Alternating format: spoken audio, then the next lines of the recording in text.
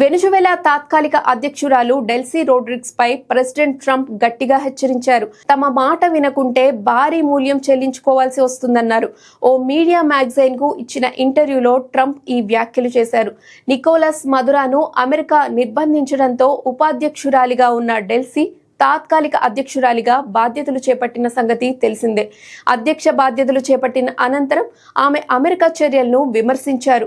మదురోను నిర్బంధించడం సరికాదని, ఆయన్ను వెంటనే వదిలేయాలని డిమాండ్ చేశారు. దాంతో ట్రంప్ ఆగ్రహం వ్యక్తం చేశారు. దీన్ని సహించబోమని, ఆమె సరైన నిర్ణయాలు తీసుకోకపోతే మదురో కంటే ఘోరమైన గతి పడుతుందని వార్నింగ్ ఇచ్చారు.